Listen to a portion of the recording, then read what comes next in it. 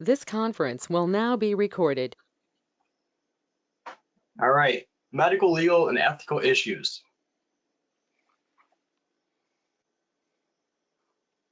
So we all know that there are some things that go along with it, but this applies fundamental knowledge of the EMS system, of being an AEMT with all the medical, legal, and ethical issues within EMS in general. The biggest medical, legal, and ethical issues are refusal and care and consent, confidentiality, advanced directives, DNR, DNIs, DNTs, tort and criminal actions, evidence preservation, and statutory responsibilities,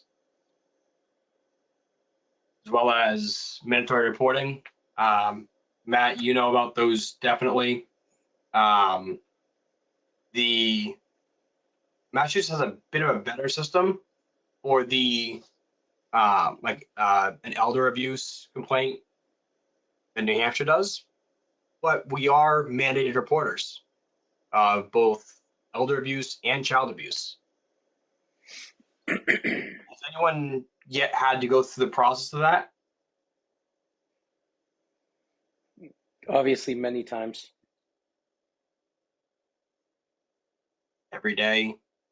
Bob, yes, sex trafficking. Yep. I mean, personally, I've had to go through it a few times down in Massachusetts, and it's not a perfect system. There are things that fall through the cracks. Luckily, mine was not child abuse. It was an elder abuse complaint, but still, they are taken very seriously and not taken lightly. And they are very much looked into. Ethical principles and moral obligations and end-of-life issues. Do no harm. Litigations against EMS will likely increase. Providing competent emergency care that is within the protocols and standards of care are going to help avoid any civil and criminal actions. Also, ethical issues. Even when emergency medical care is properly rendered, you still can be sued. We live in a sue happy lifestyle, or well, not lifestyle, but more sue happy community in general. Society. Thank you, Michael.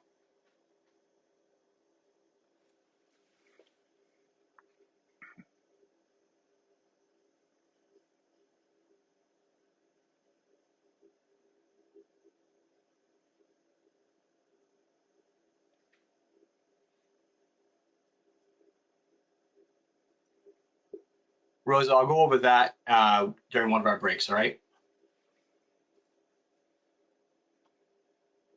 Scope of practice. So your scope of practice outlines the care you're permitted to provide. So, for example, as an EMT, are you able to start an IV? No. As an AEMT, are you able to do an endotracheal tube? No. It's not part of your scope of practice. Just like giving medications that are outside of your scope of practice, you can't give them. They are usually defined under state law, typically found with that's typically your protocols. Your protocols are pretty much state law. Medical director further defines by developing your protocols and standing orders. Your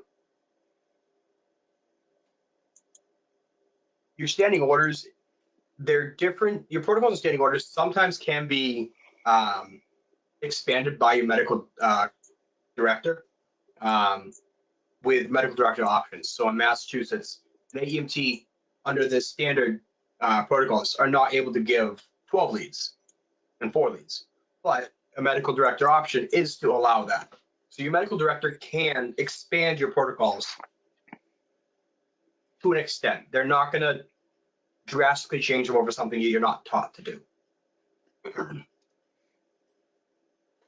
Medical director authorizes care via telephone, radios, standing orders, and protocols.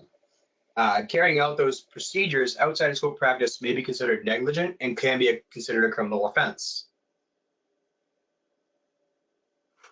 Manners in which you are required to act or behave, and you must be concerned about the safety and welfare of others when your behavior has the potential to cause harm.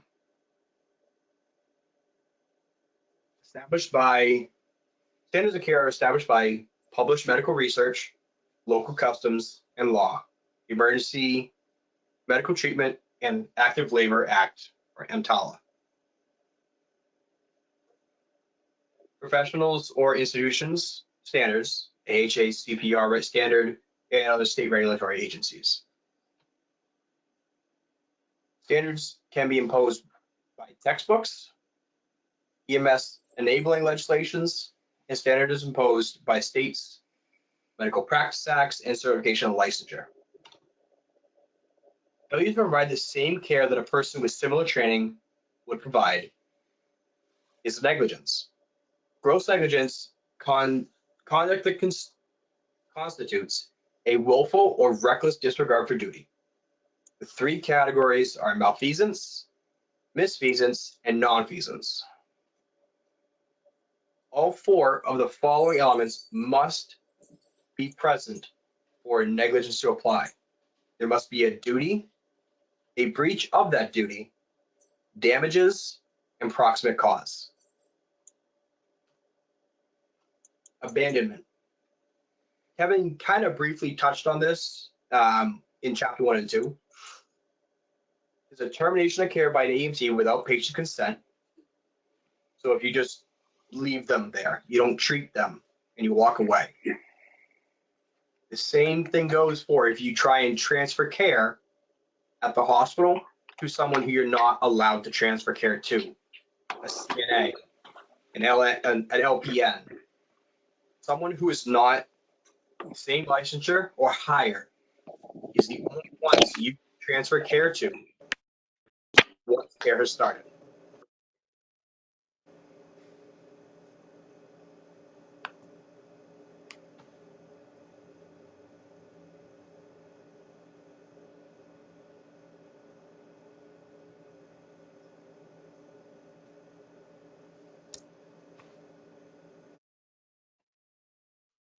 After care has started, you have an assumed a duty that you must not stop unless an equally competent person with an equal or higher training assumes responsibility.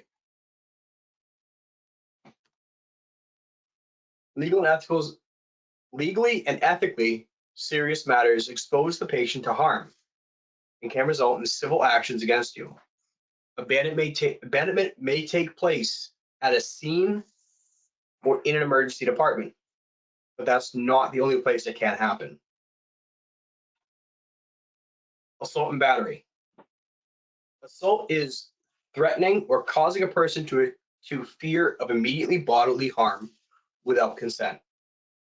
Battery is unlawfully touching a person, including providing care without consent. They can be both civilly and criminal in nature. Kidnapping and false imprisonment.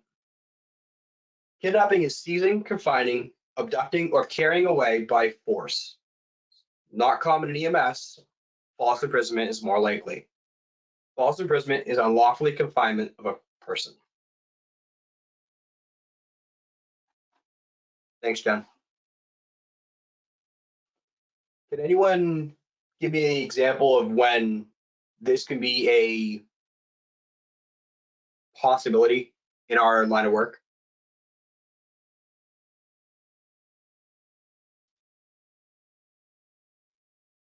Transferring a psych patient without the paperwork? Yep. Jen, you work in Mass, right? Yes. What's one of the paperworks you need to have? You have to have the section and it has to be properly filled out and make sure that it's signed by a doctor, and you have to have the transfer paperwork. Perfect. Yep, Matt, correct. Transporting someone to the hospital that doesn't want to get transported? Yep. Yep. Kevin? right? You need to have, in order to transport someone against their will, which is the number one time that this is probably going to come into effect, when you're taking someone who doesn't want to go, you don't have the proper paperwork in order, and with you, when you transport this person, that can constitute false imprisonment.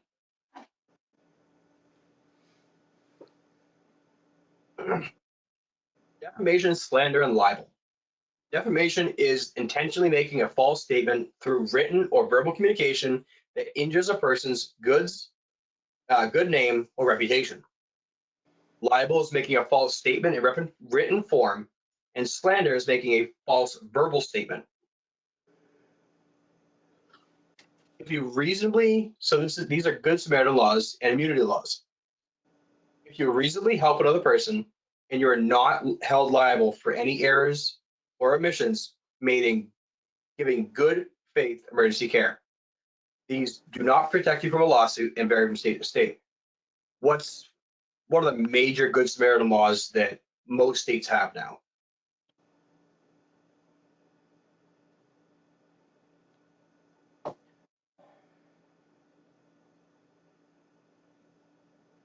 Isn't like the duty to act or something like that? Not necessarily a duty act, but yes, George, CPR. So if you find someone down, unresponsive, not breathing, and you suspect them to be in cardiac arrest, as a layperson who is trained, and that's one of the key areas, one person that is trained. You're trained to perform CPR. You are basically under implied consent, correct, Michael? You're basically barred from any legal action because think about it. If you're doing good CPR, typically you have to separate the sternum from the ribs in order to get good compressions of the heart. You break their ribs. Obviously, there'll be a lot of pain if they come back to life. If there was no law protecting someone from doing that, why would someone do that other than being a good person? So the Good Samaritan laws were there to protect from certain parts of the lawsuits. So CPR is part of a Good Samaritan law in most states, not all, at least to my knowledge. Another group of laws grant immunity from liability to official providers and sovereign immunity. Identifies limited types of lawsuits that can be filed against government agencies. Consent. Consent is permission for treatment. It's required from every responsive, mentally competent adult before care can be started. The patient is alert, rational, and capable of making informed decisions. He or she has a legal right to refuse care. The number one part of this is they have to be an adult that is mentally competent and responsive. It requires decision-making capability, ability of a patient to understand the information you're providing, and process that information. Talk to the patients to find out if they understand what's happening to them. We typically ask those 4 questions to get to know if they are alert and oriented. Who they are, where they are, what's going on, and some sort of cognizant tests. How many quarters are in $1.50? Something like that. Correct, Russ, Evan.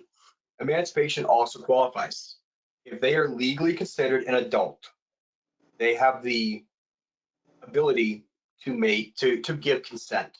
So if they're 16 and they're declaring that they're an emancipated minor, they have the legal ability to refuse care. Express consent. Patient acknowledges what they want you to provide.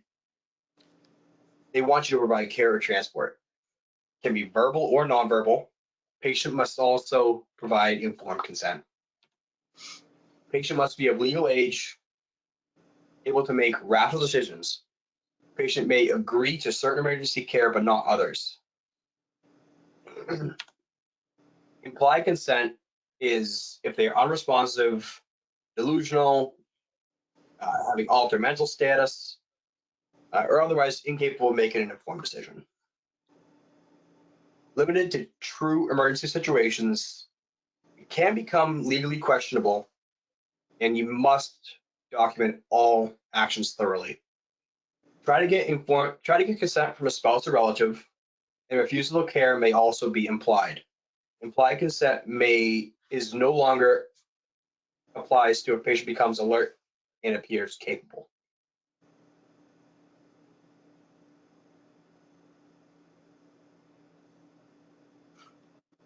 So, Rosa, in regards to emancipated minors, if a 16-year-old says that they are emancipated, most of the times they're gonna have some sort of documentation with them, because who's gonna believe what they say? Typically, it all comes down to documentation. If you document it well enough, you pretty much have to go by their word unless they can provide some sort of proof. I believe if they're holding their own child, they're automatically emancipated. They are, That is to my knowledge, if the minor is married or pregnant, correct, Tandra? If Or they are pregnant or married, they are emancipated, to my knowledge. Now that's Minors, just in the state of New Hampshire, or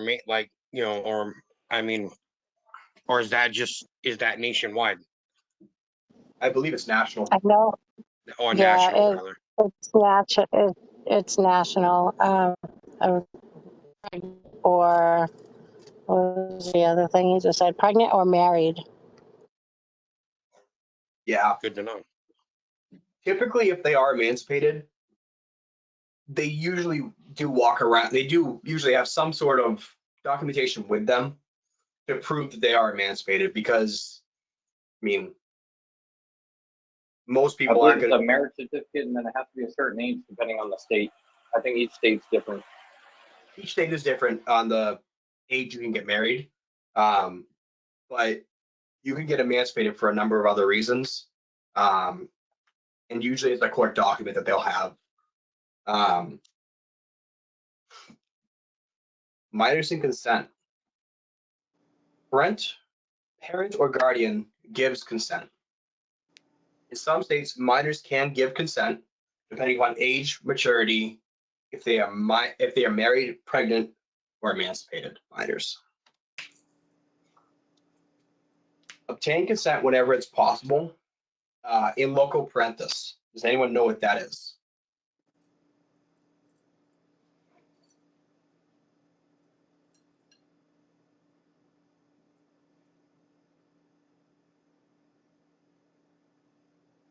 In place of parents. So who typically does that fall under when someone says in loco parentis? An acting parent, like a teacher, exactly. Schools are the number one place that we are going to run into in loco parentis. Summer day camps. Yep. Even overnight camps too. Someone who's responsible for the patient.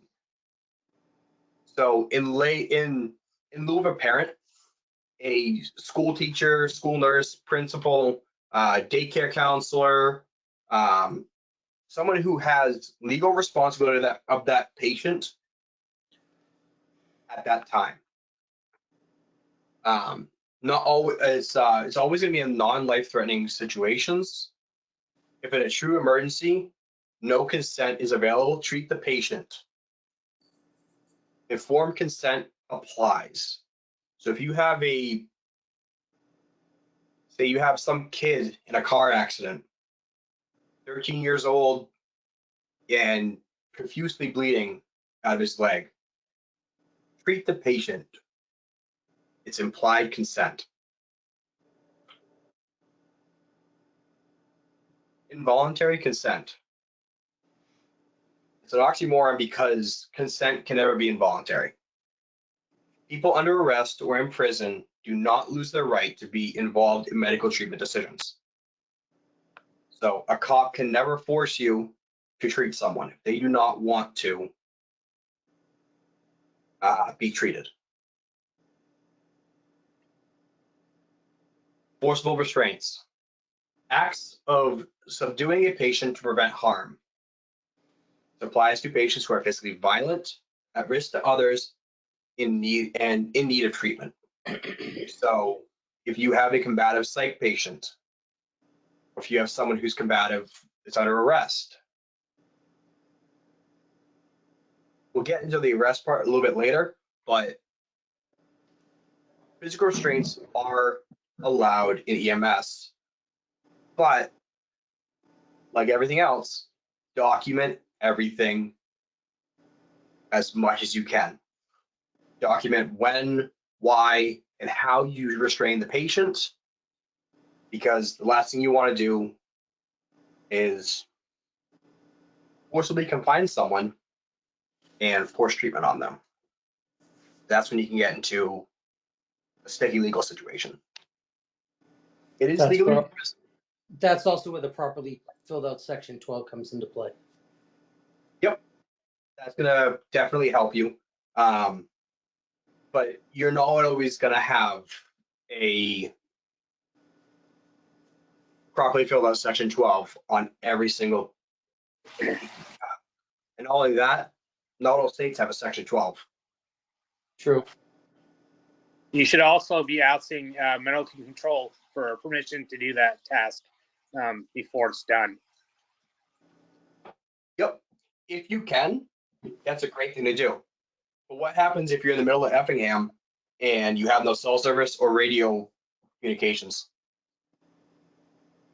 As long as you can sit there and articulate it properly, you can and reasonably document it. You should be you are allowed to legally. And Maine has a blue paper, New Hampshire has a IEA, and Mass has a section 12.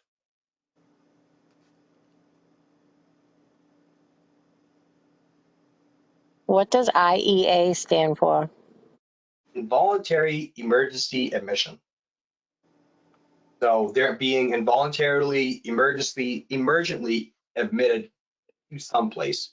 Typically it is the ER, but it can also be to a psychiatric facility. Okay, thanks. I'm just trying to familiarize myself with some of the New Hampshire terms. No problem. Restraints without authority expose you to civil and criminal penalties. If a patient is responsive and situation is not urgent, consent is required.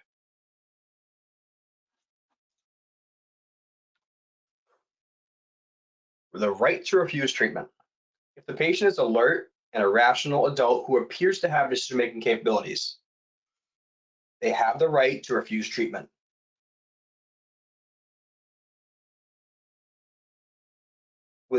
Treatment can be withdrawn at any time, even if the result is death or serious injury. Calls involving refusals of treatment are commonly litigated. Be careful. Make sure the patient understands all potential risks, benefits, treatments, and alternatives. In order to refuse treatment, the patient must be alert and oriented to person, place, time, and event. Urge the patient to seek further medical evaluation from a physician, and state laws generally do not permit a parent or legal guardian to deny treatment for a minor, considering emotional impact of the emergency. If you're unable to obtain consent, document any assessment findings and care. Note how much time you spent attempting to provide care, and report and patient signatures should be witnessed. Know what to do if a patient refuses to sign the release form.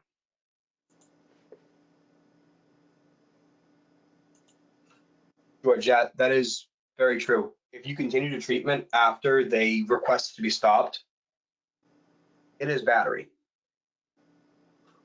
If you're actually touching them. If they don't want treatment, you can't give it to them. If they refuse it, if you touch them, that's battery.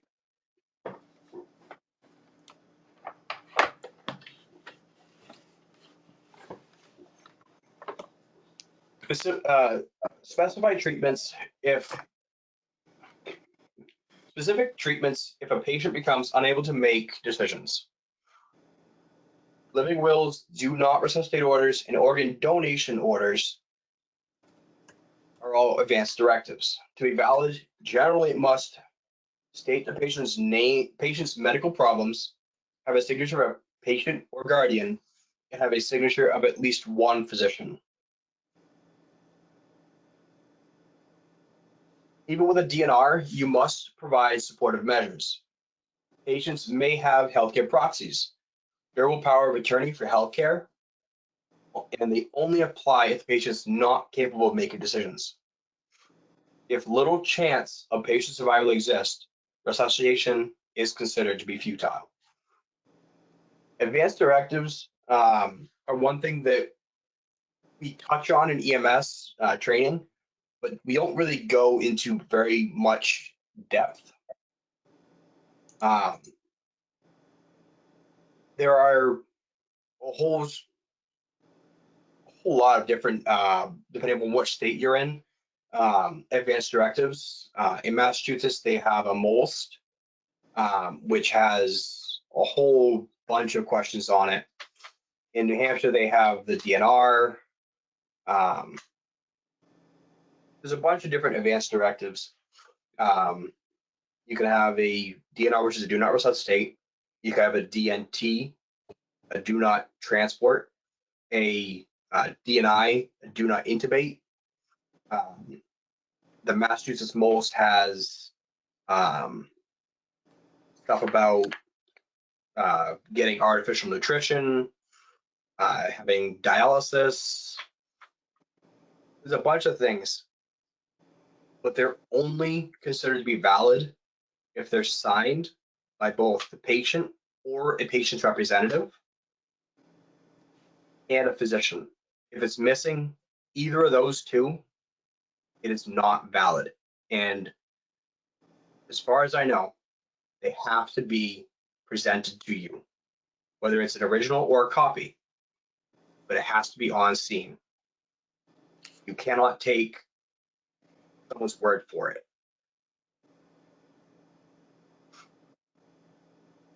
Tondra, I have actually been told you can have a copy. They don't, it does say right on it that a copy is as valid as the original is. At least That is affirmative. We also have Pulse as well. Yep. No tattoos. That is correct. If you have a tattoo right on your chest that says "Do not resuscitate," yeah, you still gotta get chest compressions done to you.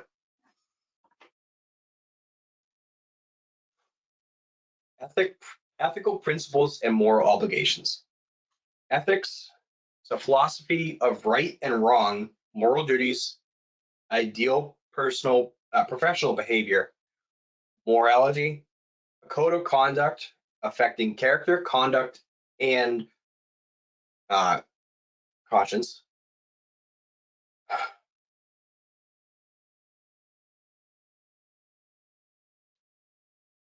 Kenny, what do you mean by partner? Are you talking about your partner on the truck? Are you talking about someone's significant other?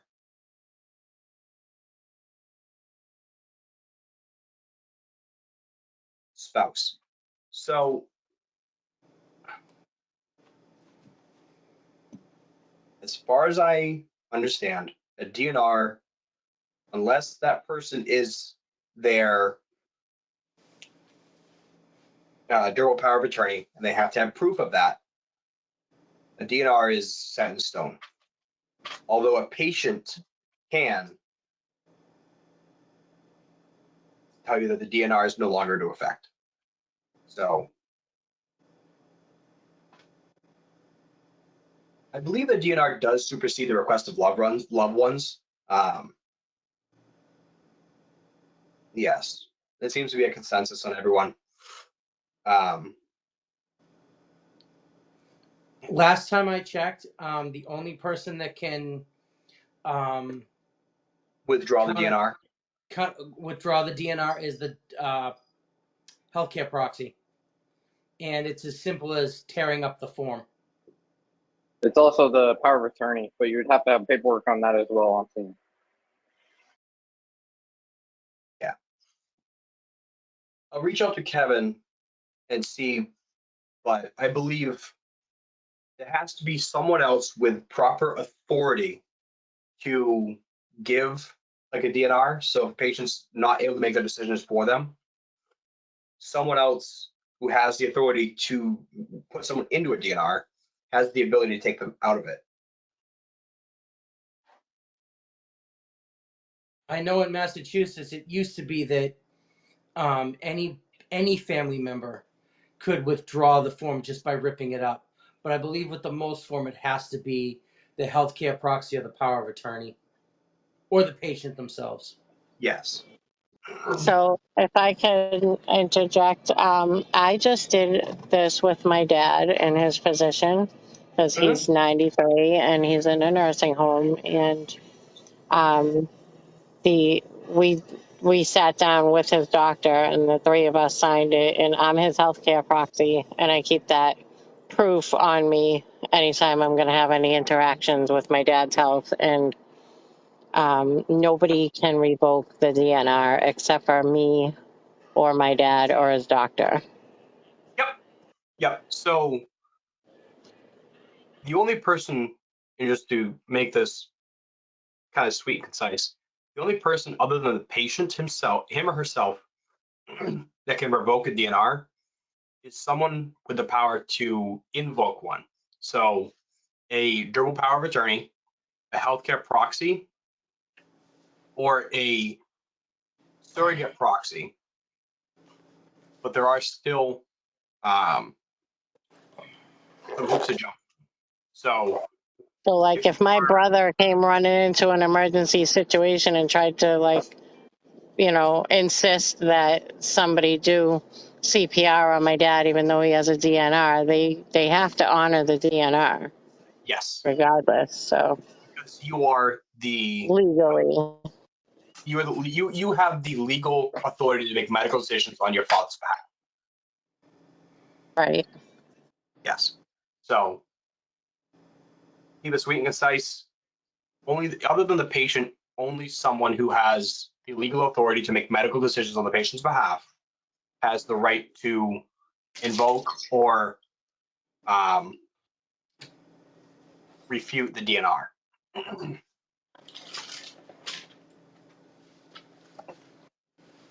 Or rather revoke the DNR.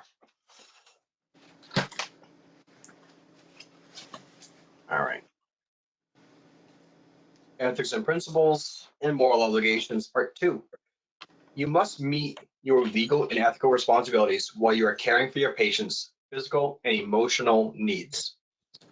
Practice absolute honesty in reporting, keep accurate records, and maintain a mastery of skills. AEMTs will encounter ethical dilemmas. Confidentiality. Communications with patients is confidential, including assessment findings, treatments provided, diagnosis, and mental and physical conditions. If you release this information, you may be liable for breach of confidentiality, amongst other things. Generally, records may be released only if the patient signs a release, if a legal subpoena is present, sharing info with third-party billing, to healthcare agencies concerning diseases that may affect the population, events such as seizures activity that may be reported to the Department of Motor Vehicles in cases of rape or abuse. Improper release of confidential information or release of inaccurate information can result in liabilities. Document only objective findings and not personal opinions. Health Insurance Portability and Accountability Act, HIPAA. It contains a section on patient privacy that strengthens privacy laws, provides guidance on what information is protected, responsibilities regarding that protection, penalties for breach of that protection. All patient information is protected. Social media. Sharing personal opinions via social media is a complex and controversial topic. To avoid ethical and legal issues, avoid logos and uniforms while off duty. Conduct yourself with professionalism, respect your patients and colleagues. Recognize that free speech does not mean no repercussions. Records and reports. An action not recorded was not performed. The saying, you didn't document it, it didn't happen, is very true. Incomplete or untidy reports are evidence of incomplete or inexpert emergency care. If you did something on scene or something happened on scene and you don't document it, it never happened. Honestly, if something happened on scene that caused you to treat something, so say you're called for a lift assist, and when you get there, you help the patient after doing an assessment, you help the patient up, the patient tells you to go away and doesn't want to be helped anymore, and then they fall flat on their face, document it. Anything that happened, you have to document. If you didn't document it and it comes back to bite you in the ass, it's not going to be good. Mandatory reporting requirements. Most frequently applied to neglect or abuse of children or elderly, domestic violence, injuries during the commission of a felony, drug-related injuries, childbirth, rape, animal bites, and certain communicable diseases. Scenes of a crime. Notify the dispatcher immediately if you believe a crime was committed at the scene. Provide care, but do not disturb the scene more than necessary. If there is any chance, attempt resuscitation. If death is obvious, cover the body and prevent disturbances. Physical signs of death. A physician determines the cause of death. Death is generally defined as absence of circulatory and respiratory function. Many states have brain death provisions. Body is warm and intact, initiate emergency medical care. Presumptive signs of death are generally adequate, particularly after severe trauma or long-term illness. Presumptive signs of death: lack of carotid pulse, no eye movement, no blood pressure, cyanosis, and a lowered body temperature. Definitive signs: decapitation, dependent lividity, and rigor mortis. Coroners and emergency medical examiner cases. A medical examiner must be notified in the case of dead at the scene, unknown causes of death, suicide, violent death, or death from an accident, poisoning, suspicion of a criminal act, and the death of a child.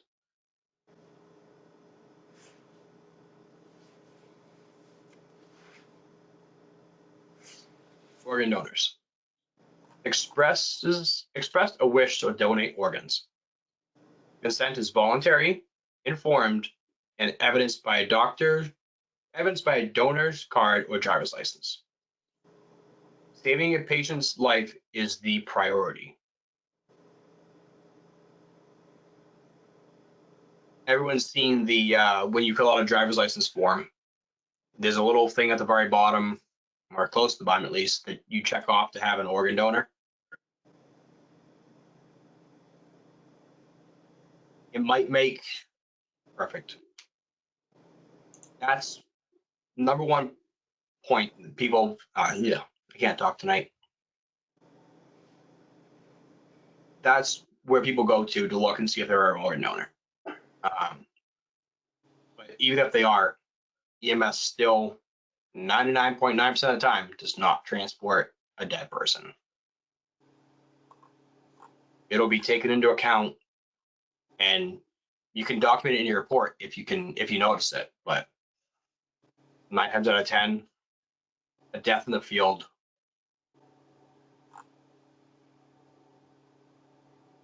I gotta say, I've always wondered like how it would be handled if the patient died en route to wherever. So that's that 0.1, that's that 1% chance that you transport a dead person. So if say you're transporting a person in cardiac arrest because you get some sort of signs of life come back. You get ROSC and then you lose it again and you can't get it back. Technically, you are transporting a dead person. And when you get to the hospital, the rest of the physician will come out, and if you still don't have ROSC back, then at that point, the physician will declare time of death. But I was thinking kind of more along the lines of like transporting a hospice patient that has a DNR, DNI, and they pass away en route randomly. I believe in Mass, the protocol for that is you take them to the hospital. correct. I mean, honestly, what else are you gonna do? You're gonna bring them back to where they came from? You may as well just go to the hospital at that point because That's when you call a supervisor and call med control and just do what your protocols state. oh, but unless there is the I want to say the real keynote that I was trying to make is we don't typically take and find someone at home dead, work them, and then transport them back to the hospital. The studies have shown that CPR in the field is just as effective as CPR in a hospital, if not better, because we're not wasting time getting someone out. More effective to just work them on scene, try to get something back, and then transport them to figure out the definitive cause of why they went into cardiac arrest in the first place.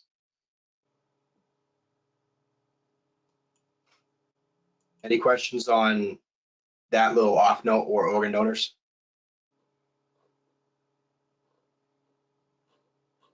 Sounds good.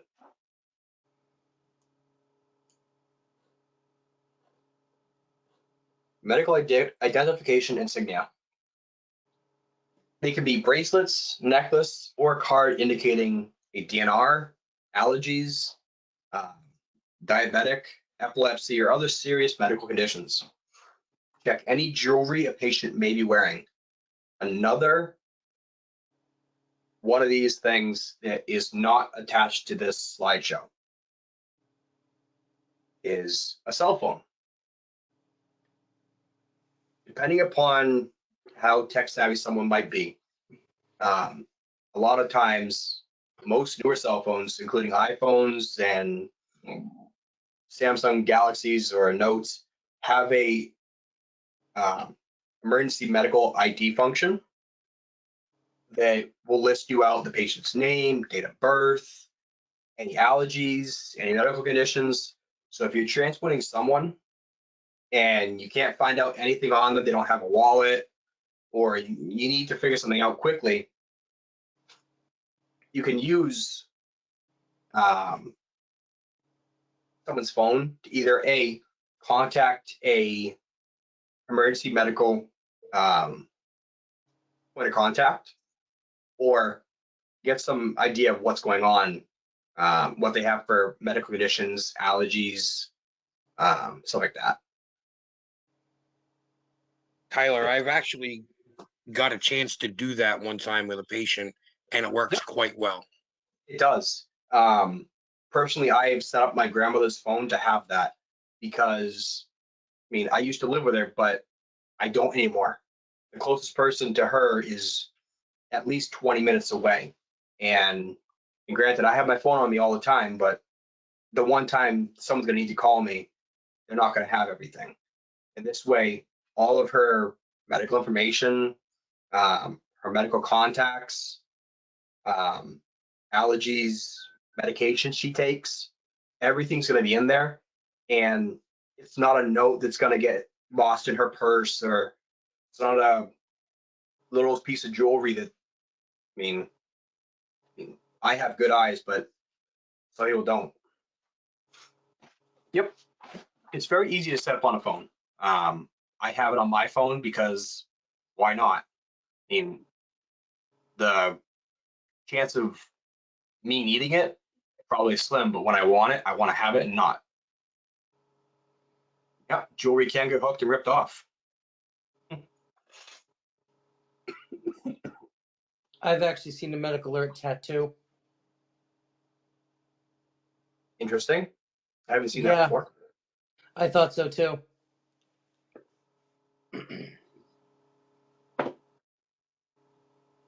But it's another tool in our toolbox to use. And that is the end of the first slideshow. Why don't we take a 10-minute break? And let's say we'll come back. Yeah, we'll give it a little bit longer at 19:10 or 7:10 for the rest of everyone else. We'll start back up again. And let's see here.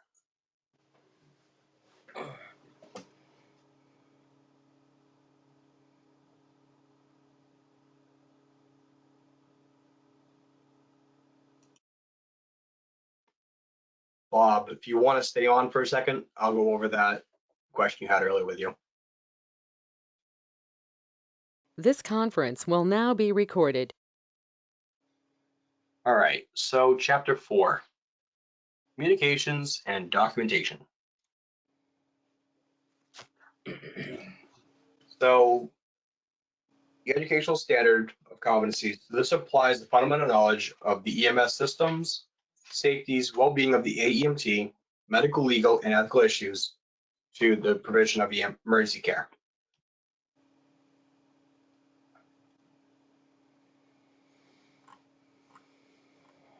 Communication is the transmission of information from person to another person. Effective communication is a central component of pre-hospital care. Verbal communication skills enable you to gather information from patients and bystanders, coordinate with and present instructions to other responders, and understand the nature of the scene and the patient's problems. Documentation, either written or electronic record of patient care, becomes a part of the patient's permanent medical record. It helps others who may participate in the patient's future medical care.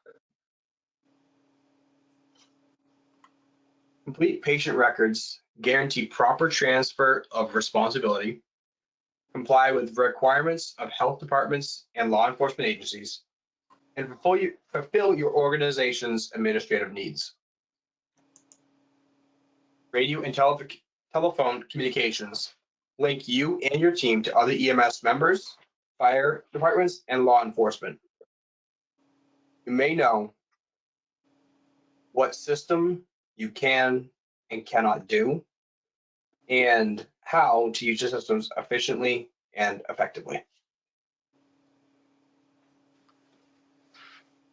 Uses verbal and nonverbal communication techniques and strategies to encourage patients to express how they feel and achieve a positive relationship with the patient. Age, culture, and personal experience shapes how a person communicates. Tone, pace, and volume of language reflect mood of the person and perceived importance of a message. Body language and eye contact are generally affected by culture. Body language provides more information other than words alone. Facial expressions, body language, and eye contact are physical cues.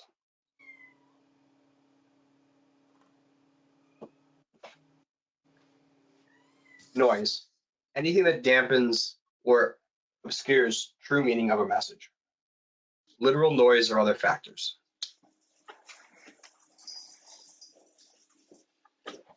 Proximities, study of space and proximities, the study of space and how distance between people affect communication.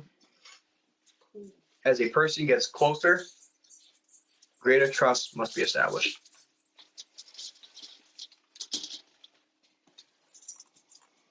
Skilled verbal communications is an essential part of high-quality patient care. Asking questions is one of the most fundamental functions of the AEMT, sorry. Open-ended questions require some level of detail in response. Closed-ended questions can be answered with short single-word responses.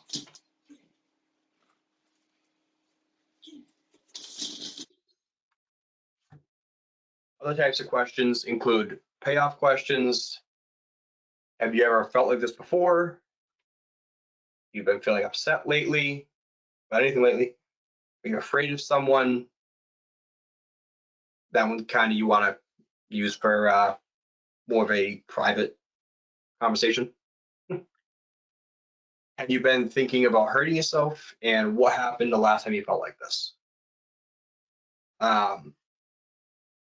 Just a couple of examples that are used in EMS.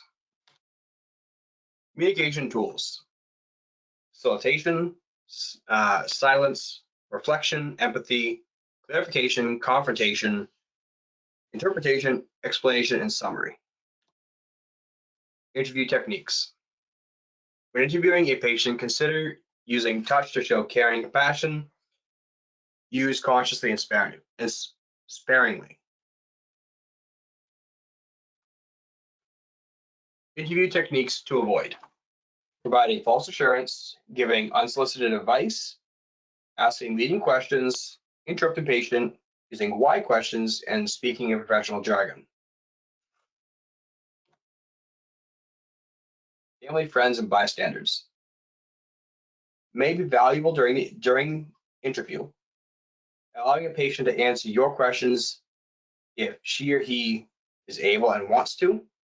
Deciding if having family and friends nearby will make your patient feel more or less anxious.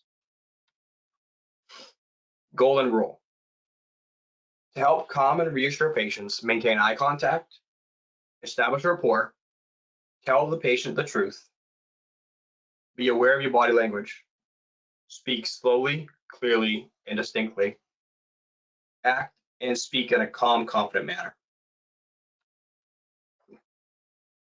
Emotional intelligence: maintaining your emotions and properly responding to other emotions can help an AEMT diffuse conflict, build a rapport, communicate more effectively, and manage difficult situations. Commonly understood to have 5 attributes: self-awareness, self-regulation, motivation, empathy, and social skills. Communicating with difficult patients: diffuse situations by staying calm. Talk openly and honestly. Use open-ended questions. Always consider scene safety and never threaten a patient. What type of patients might be a difficult patient?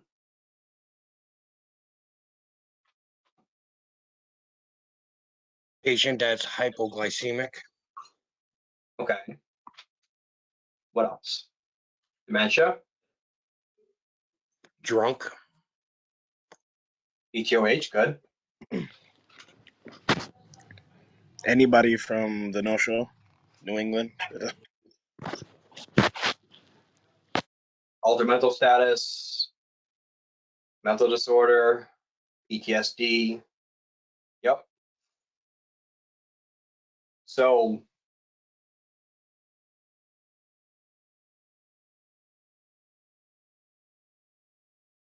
what about a kid?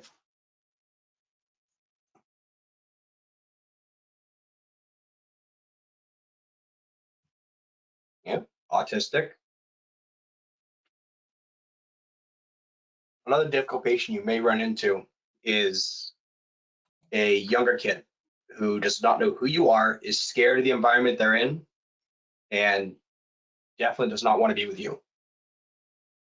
So if you have infants, infants, but they really don't really know much.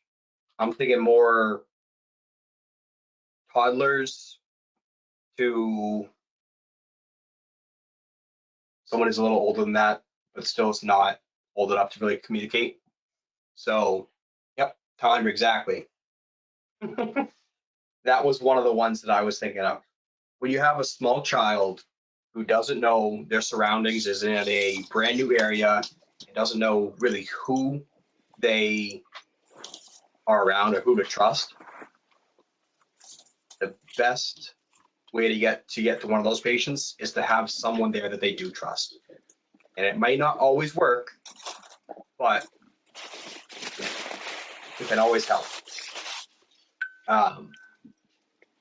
You're not Even always going patients to, involved in an MCI. yeah, give the old patient then.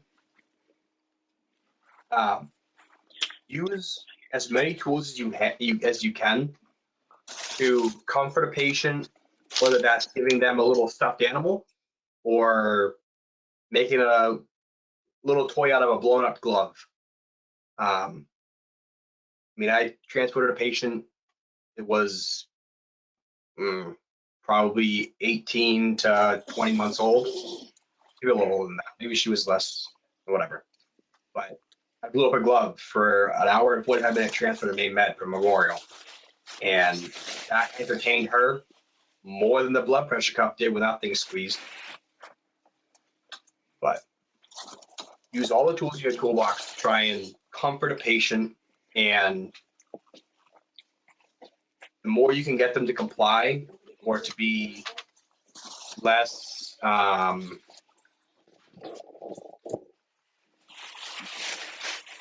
agitated, the better. Communicate with older patients or older adults rather. Do not assume an older adult is senile or confused. Allow time for the patient to respond to questions and be vigilant for objective changes. A lot of times, one thing I just noticed in this slide, show the patient respect, refer to the patient as Mr., Mrs., or Miss.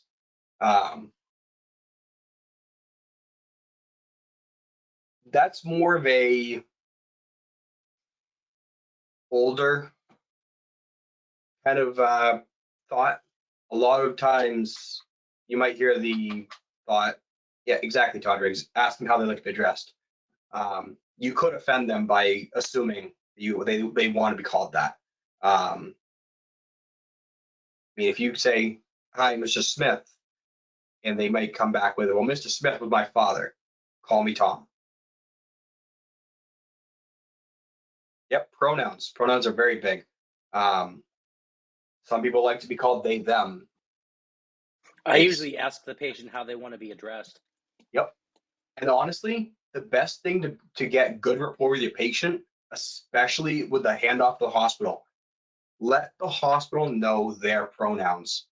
If you sit there and say, hey, this is X, Y, and Z, the next thing you know, the doc comes in and says, how is he? And they prefer to be called they, them. How are they? It really is going to degrade their view on EMS. The last thing you want to do is to have that happen, and next thing you know, you're transporting them 2 weeks from now. Always treat your patients with the care they deserve and the respect they deserve, as much as you can. And I can guarantee you, if you slip up once, but you make the effort to fix it, say, hey, sir, oh, sorry, ma'am, make an attempt. It is appreciated by them. And exactly, Tandra. Don't assume things always. I mean, assume it makes an ass out of you and me, right? Be vigilant and ask them how they want to be addressed, especially nowadays with people having different pronouns.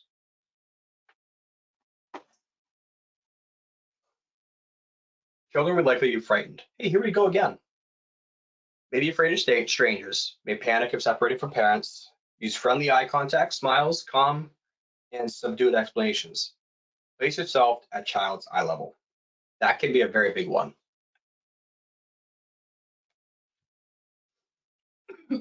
Involve a parent in the child's care.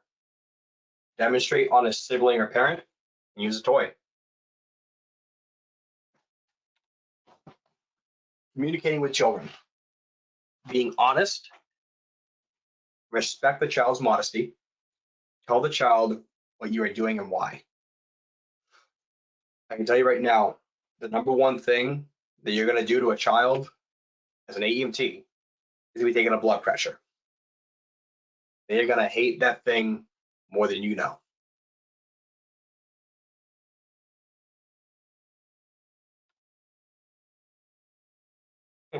Communicating with hard of hearing patients. They have normal intelligence, but are usually not embarrassed by the disability. Let the patient see your lips. Hearing aids. Be careful that they are not lost or forgotten, and ask the family about use of hearing aids. Unfortunately, with the times of masks, a lot of times, if a patient's hard of hearing, they don't always ask you to drop the mask down, but use common sense.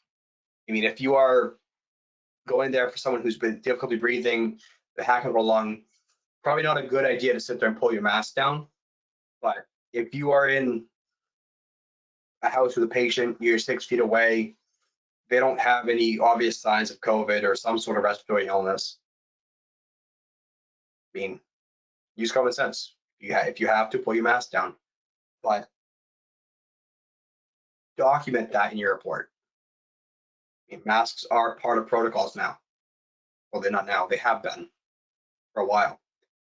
Document what you had to do, because the last thing you need to do is be caught up in a protocol violation.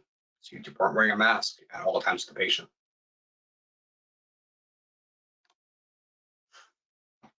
Steps to take to effectively communicate. Have paper and pen available. The patient can read lips. Then face the patient and speak slowly and distinctly. Never shout. Listen carefully and ask short questions and give short answers. What's another thing other than pen and paper you can use? We all have them. Your Your cell cell phone. phone. Hey, there we are. So there's a reverse stethoscope. Yeah, it could work. Yeah, a person that's actually hard of hearing that has a hearing aid, if they don't have it with them, you can actually put the stethoscope in their ears and you can talk through the bell. Yeah. But a cell phone works great. You sit there and you can type it out. You don't have to worry about if they can read your handwriting or not, because hell, I have chicken scratch. No one can read my handwriting. You got that, Hazmat? Yeah, I'm all right. I'm eating and I spilled food on me. Good job. I know. But use all the tools at your disposal. If you have a cell phone on you, sit there and type something out in the notes. You can ask the question. I mean, that's assuming they can read and they're not blind. But try it. Yep, it can help with language barriers too. A lot of times, if you get someone from down south and they cannot understand your accent, if you have a thick Boston accent, or if you're from some other part of the country, or if you're from another country entirely, accents don't always do good. So try your phone, try the reverse stethoscope technique. Whatever you can, use a tool in your toolbox. Google Translate. You can use Google Translate for language barriers. I want to say we're gonna touch on language barriers probably in this slideshow, but be careful with Google Translate. It doesn't always do the right thing.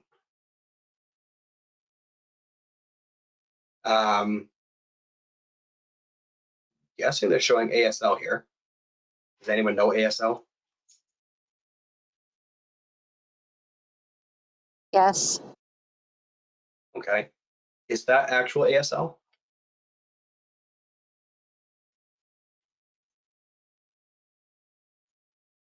Yes. Okay.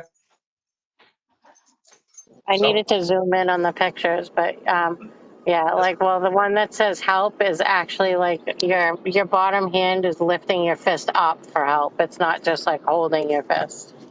okay. And Good to know. heart is like you're actually touching your fingertips together, like in a moving sort of motion.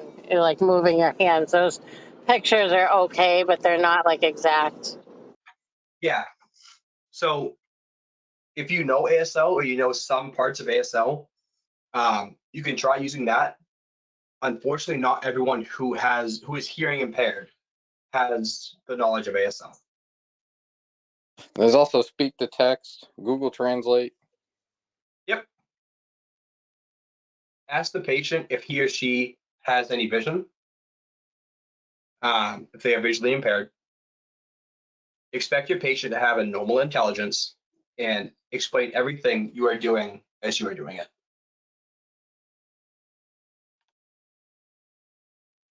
Stay in physical contact with your patient as you begin your care. If the patient can walk to an ambulance, place his or her hand on your arm. Transport mobility aids such as canes with a patient to the hospital. Guide dogs, easily identifiable with a special harness. If possible, transport the dog with a patient, otherwise arrange for care of the dog. Their shoes. Yep. Transporting a guide dog, if you can, great. If you can't, be very careful. Separating a guide dog from its handler can cause a lot of issues with both the patient and the dog. The dog can be protective, although it is specifically trained not to be. It's kind of hard, but just be cognizant of the possible issues. But if a person has a service dog of any type, there should be an emergency protocol that's in place already, where what to do, how to do it, who to call, where to put the dog. Yep, there should be, but the thing is, there's no guarantee that that's going to be a 100% effective at all times. If it's 2 a.m. and they're at on vacation somewhere,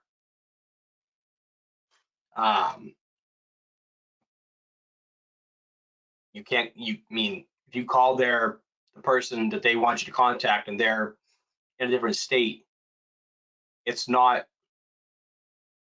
feasible to have them come and get the dog. It's not good practice, I should say. If at all possible, transport the dog with the patient. Service dogs are allowed anywhere a patient is. There are very few exceptions where a service dog is not allowed. And service dog's allowed no matter what. Otherwise, you're going to run into legal problems getting sued. So what I'm referring to that is certain treatments. You're not going to have a service dog go into an MRI machine with a patient. There are certain, like I said, there's certain spots, but very few that they are not allowed. It's mostly for safety reasons. Communicating with non-English speaking patients. Find out if the patient speaks some English. If they do, use short, simple questions and words. Point to parts of the body. Have the family member or friend interpret. Consider learning some common words or phrases in another language used in your area.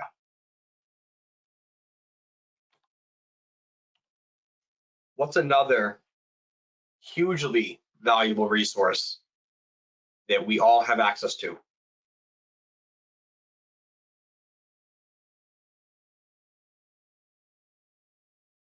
Google Translate and 911 operators as well. You call 911, they could translate for you. Okay, 911 is the one I was looking for there. Does anyone know how to access the 911 translator resource? No. No? This is gonna Are sound you not stupid, but You past called the 911. language 911. line? I got 15 people talking at the same time.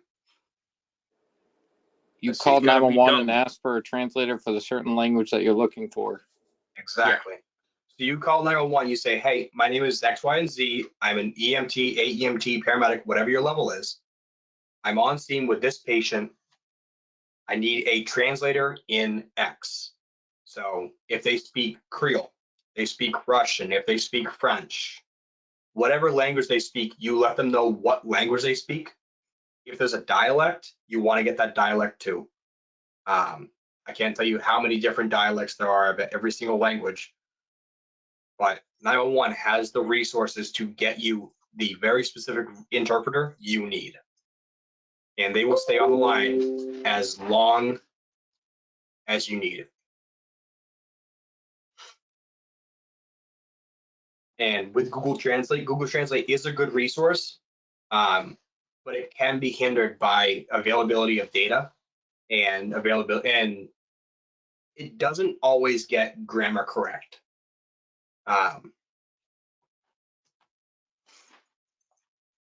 Any questions about interpreters or anything like that?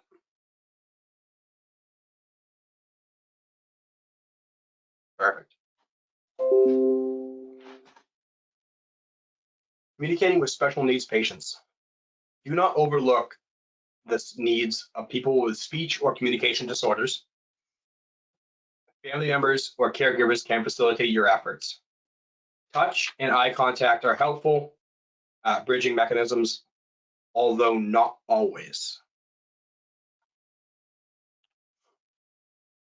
There are quite a few people with special needs disabilities that touch can be something that actually makes them uncomfortable or can set them off, particularly with some forms of autism and other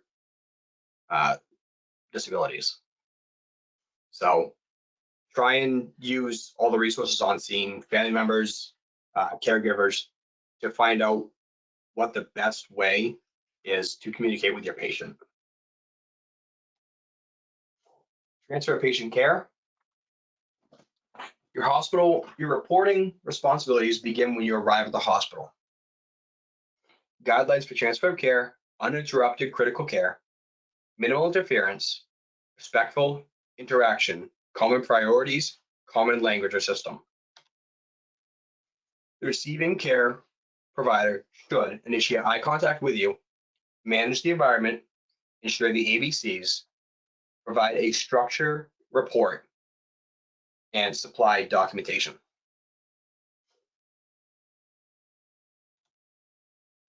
What's another form of form of communication between before you transfer care? Whenever you do a 911 call, you're going to want to do this before you get to the hospital. CMed, is that what you're looking for? Patch into the hospital. Yep, patches in. You're ready to report. Calling the hospital. That's your precursor to your transfer of care. Whatever, like that will give them the first line. So that gives that there is your short, concise. You don't have to go over everything. It's your major communication to the hospital. Some hospitals want it different than others, so make sure you understand your system. Some hospitals want a short, sweet one. I'm coming in with an XYZ old patient. This is their complaint. We'll see you in 5 minutes. Some hospitals want a more drawn out one that includes vitals, includes what you have, if you have a line, if you have this or what they're on, medications given. It all depends on the hospitals to know your area. Communication systems and equipment. Most EMS communication systems today are based on radios.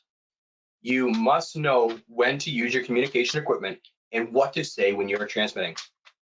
All radio operations in the United States are regulated by the FCC. A two-way radio consists of two units, transmitter and a receiver. Channels are assigned frequencies or frequencies used to carry voice and data communications. A frequency is the number of cycles, oscillations per second of a radio signal.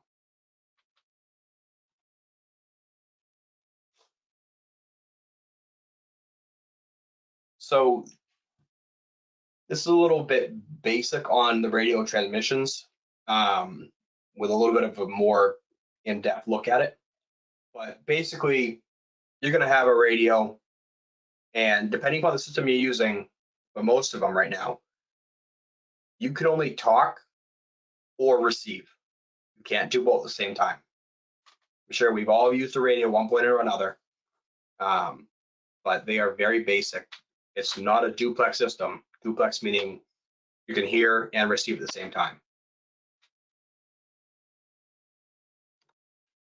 Base stations, any radio hardware consists containing a transmitter and receiver in a fixed place.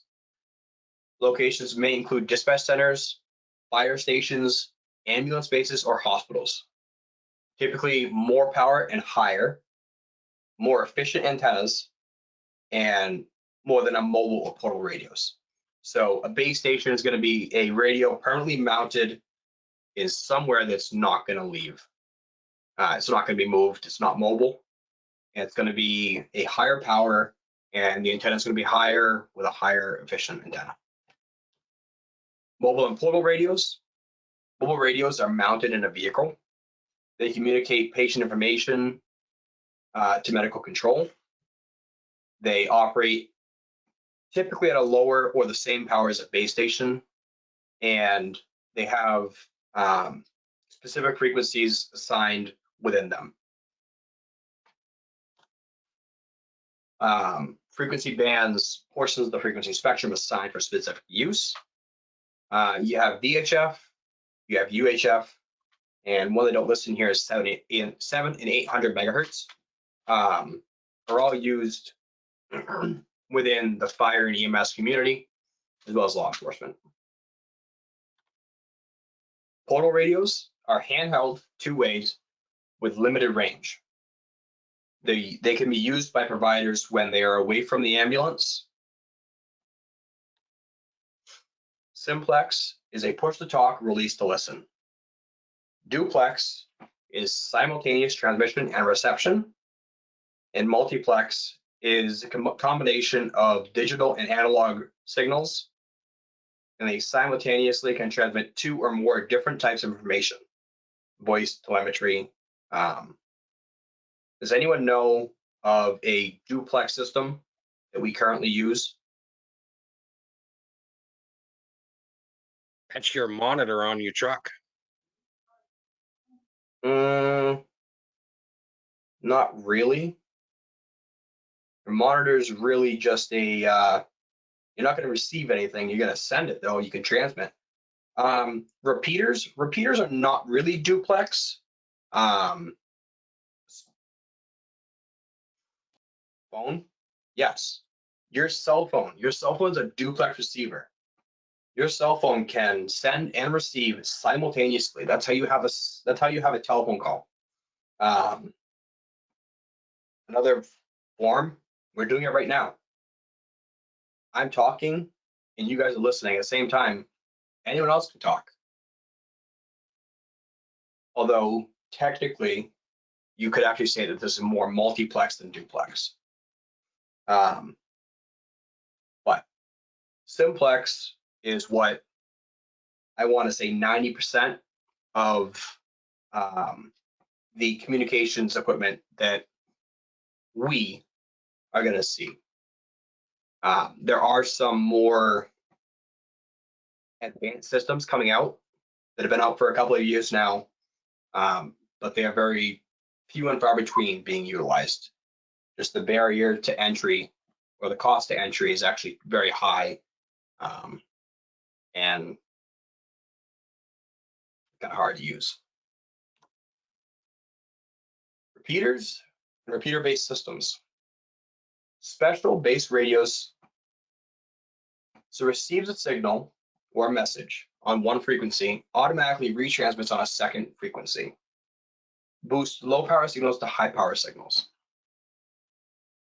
So a repeater is basically another radio that will take and listen at the same time it's able to send something out. It operates on a different frequency and allows you to get a farther range off of a lower power radio. So think of it as when you're talking from portable to portable, you can only get so far. You throw a repeater in there, you can get infinitely farther. The only difference is you're talking on one channel, receiving on a different channel. What The about nice like thing- a satellite radio or a stat phone? In what sense, Matt? Like, would they be like multiplex or would they be like duplex? Like, how does that work? Like the frequencies and stuff. So that all depends upon the type of satellite and satellite phone you're using. Satellite radio is only one way, kind of. That's more, it doesn't really communicate back to the radio other than to authenticate it. But the satellite phones, those would be more duplex than simplex, Okay. just because of the fact that they can send and receive at the same time. And do they have greater power? Satellite phones, Yeah. not necessarily greater power. They're working on a different, you're kind of comparing apples to oranges a little bit, Okay. where satellite phones don't really use radio signals as much. Oh, okay. Well, actually, they do, but they do it in a different way. Gotcha. Where a radio itself, it can't go as far as a satellite phone, and I mean, Yeah, because you were talking about how we need like repeaters and stuff to transmit. How does the satellite phone, like, wouldn't that be a better form? Because that doesn't, does that even need a repeater? it operates on a different frequency spectrum Okay. that can travel farther distances at a lower power, Okay. Gotcha. at least to my understanding. Basically, base radio, repeaters are there to repeat the exact message that you sent over one frequency onto another frequency to gain distance and typically gain power. Okay. Gotcha. Digital radio and trunk systems. Digital radio systems allow for transmission of digital signals and analog signals. They are clearer and allow transmission of greater volume of data in the same bandwidth and communicate with digital and analog radios. With digital trunked radios, many frequencies are assigned to a group.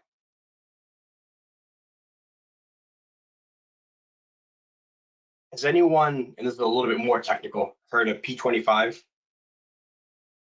A lot of police departments use P25. Very few fire departments, although they are getting more prevalent, are using them.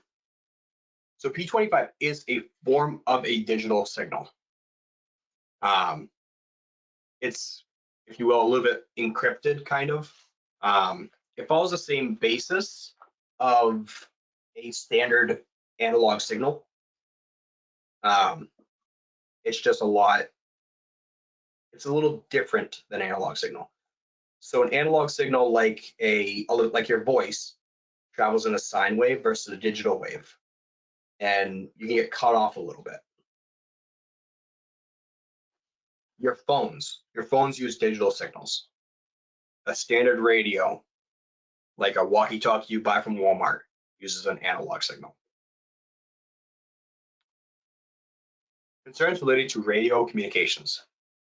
Signals from base and repeater stations radios are generally heard and understood from greater distances than a signal from a mobile unit.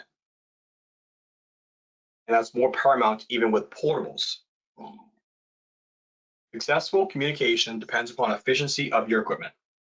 And granted, a lot of us cannot change what equipment we have on the ambulance or fire truck or the portable radio you carry on your hip. Just have a broad understanding of where you can and cannot transmit. As in, if you're going to the hospital and you key up when you're 20 minutes away, be cognizant. If they don't hear you when you're 20 minutes away, try it when you're 10, try it when you're 5. Certain places use repeaters, certain places don't. If you work in mass, you know about the CMED system. If you are trying to get to, let's see here, if you're in the North End and you're trying to get to, if you're down in Boston, you're trying to get to CHA Everett, you have to go to a specific channel in the Northeast CMED in order to get to CHA Everett. If you try the regular Northeast CMED, you're not going to get to them. That's because of the distance to the repeater to getting back to CMED. So just be cognizant of where you're going and what you might have on the other end. Maintenance of radio equipment. Equipment should be serviced at least once a year. Outdated and broken equipment should be removed from service. Check the operation and frequencies of the radio at the beginning of your shift. Do not subject equipment to dusty, damp, or wet environments. With this, they are not talking about making sure that your radio has the exact frequencies you need. And they're not, and more or less, they're telling you to do a radio check at the beginning of your shift, make sure your radio works, turns on, you can key it up, you don't have a broken mic, and that you don't want to go swimming with your radio. If it's raining out, that's fine. Most radios are able to get a little bit wet. AEMTs often communicate with receiving facilities by cell phone. You can also utilize satellite phones, sat phones, an invaluable resource in disaster situations. What's another more commonplace now, other than sat phones, that a lot of first responders are utilizing?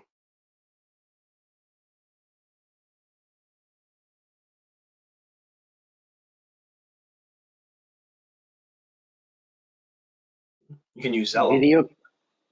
Video communication, maybe. So the one I'm thinking of, and it popped in my head just because I have it. Everyone heard of FirstNet? Oh, or FirstNet, or like something like Zello.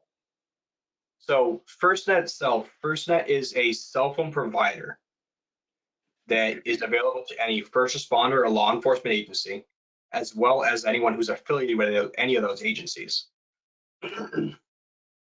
FirstNet will give you prioritized traffic in any situation. So say you are in a disaster situation, there's still some communications, some cell phone towers up.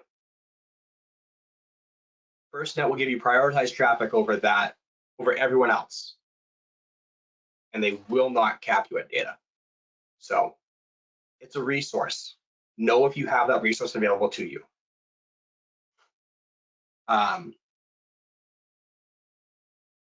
Going a little bit against this slide, most of the times when you are contacting a receiving facility, at least in my area and in Massachusetts or Eastern Massachusetts, we contact them by radio. We very rarely call them in by phone, unless there's a specific reason to, i.e. you calling in patient demographics for a stroke. You have some more of a private conversation you have to have with them. The patient's a rape victim. You don't want to advertise that over the radio. Radio traffic is, I guess, with air quotes around it, in the clear. It's not encrypted. It can be heard by anyone with a $10 radio, as long as they know how to get to it. So when you're talking on the radio, A, keep it short and concise, and don't give out anything that's going to identify the patient or anything that's sensitive in nature. Digital equipment, telemetry, capability of measuring life vital signs and transmitting data to a distant terminal. New technology allows the digital telemetry data from a cardiac monitor to be transferred by Bluetooth or Wi-Fi to a monitoring center. So transmitting an EKG to a hospital. That's part of your protocol when you become a New Hampshire AEMT and EMT for that matter. You can transmit a 12 lead to the hospital. That's a version of telemetry. Other communications equipment. Interoperability allows for all agencies involved to share information with each other in real time. Connects landlines, cell phones, and computers. SAFECOM communications program developed by the U.S. Department of Homeland Security, set up national interoperability standards to develop compatibility across communication systems. Does anyone know of or know what the, I guess, U.S. Department of Homeland Security set up for radio channels? They're utilized very prevalently in the fire service and I guess in EMS too, depending on where you are.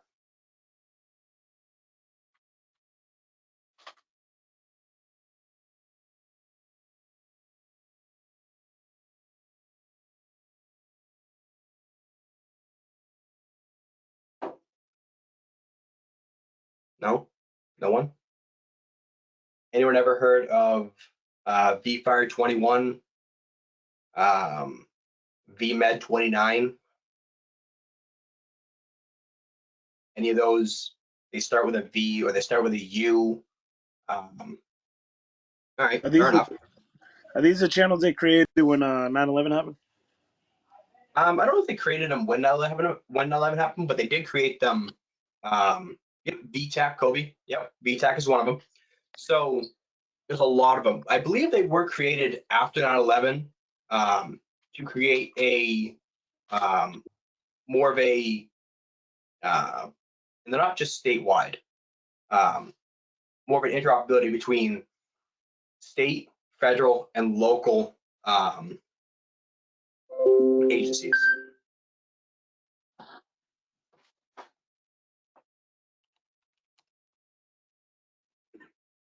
So the V in the front of that is for VTAC. So VHF, TAC. They have UTAC, they have 7 and 8 TAC. So the first part of it stands for the, I guess, zone of the frequency you're using. So VHF, UHF, 700 and 800 megahertz.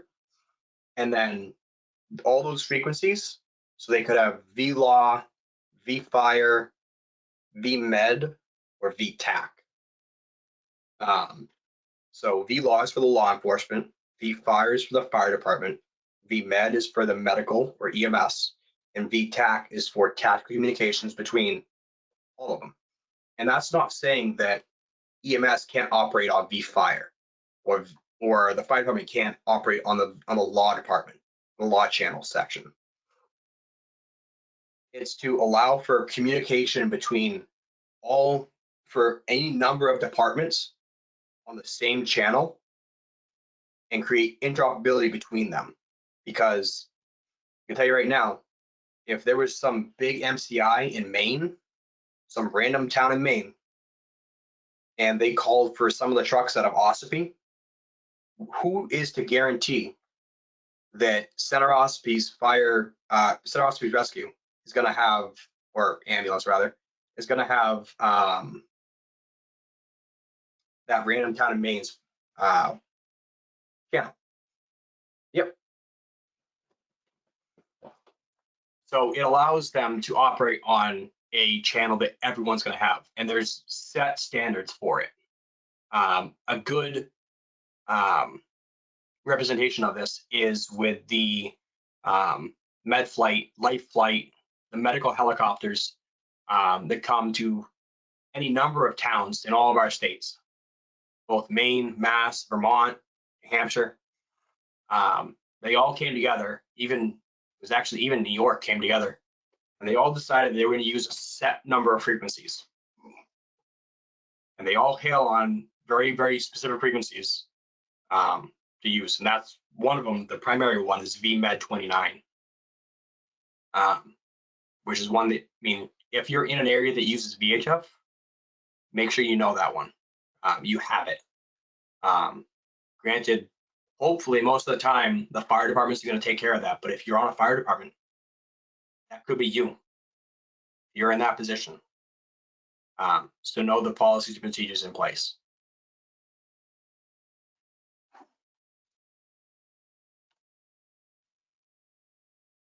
Other communications equipment.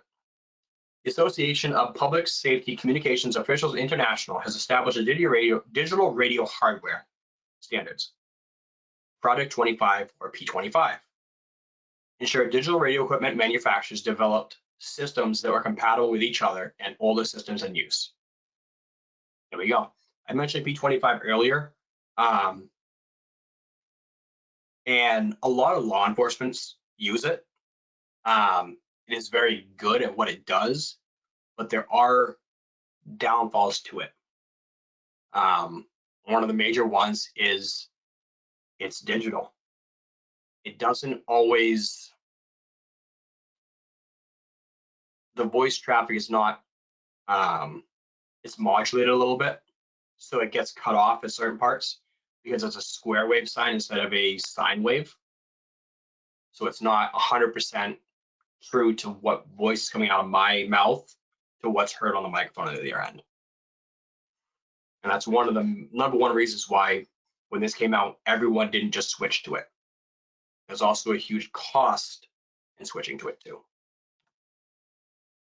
Computer-aided dispatch, CAD. It's a computerized method of call handling. It is data for dispatch that will be sent directly to the EMS unit by data transfer, can recommend emergency actions for dispatches or relay to patients or bystanders. Is anyone here, other than myself, EMD certified or EMF?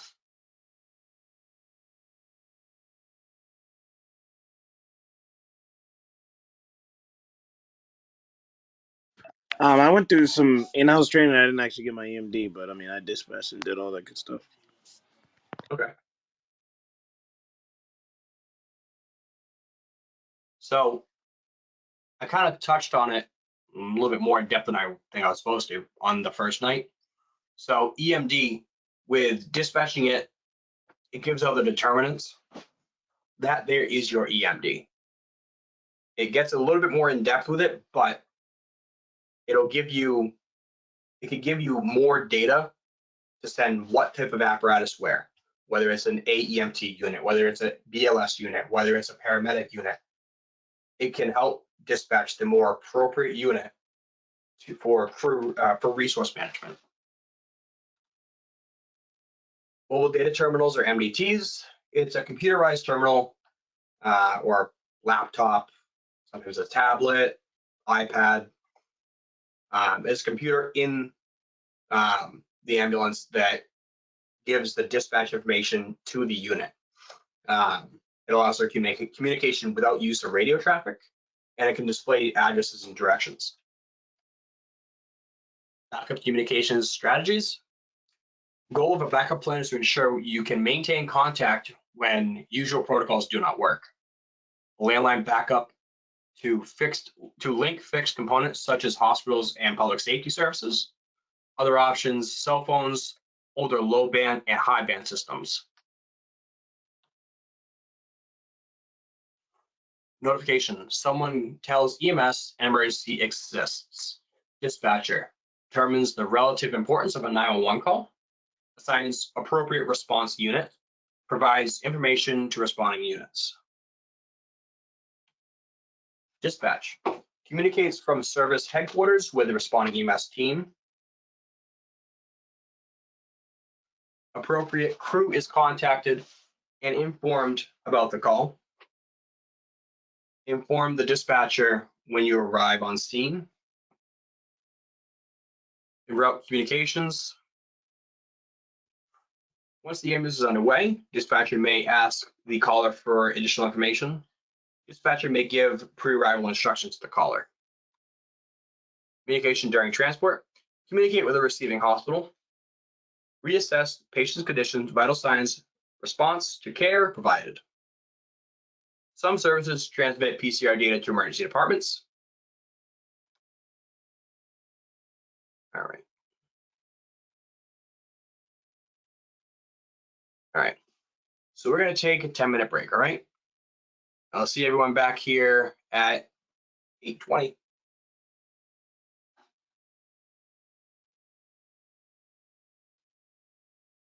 This conference will now be recorded. Improve sharing of data amongst EMS and other health care providers. Allow providers to access health data, avoid duplication of efforts in data entry, and view patients' outcomes related to hospital care. Allow AEMTs to continue to and access electronic health information. Safer framework.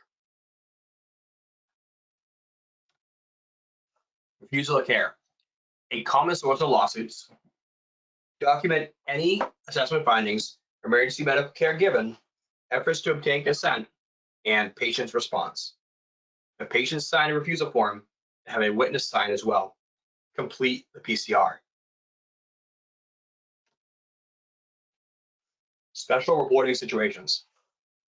Depending upon local requirements, these include gunshot wounds, dog bites, some infectious diseases, suspected physical or sexual abuse, use of mutual aid services, and mass casualty incidents.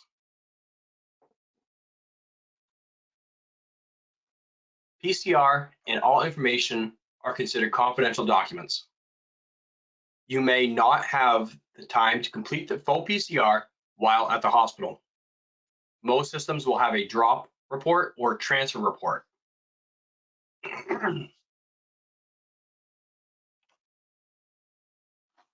And that is all for tonight, guys.